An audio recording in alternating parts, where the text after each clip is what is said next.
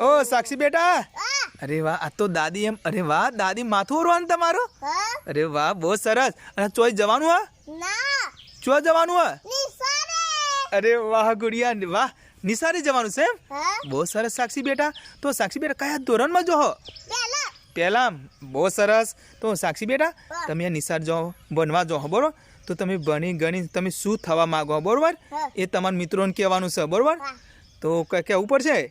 બોલો તા મારા કિસ્મતમાં હા પણ લખેલું છે, હા મને ખબર નહીં હું બનું એ।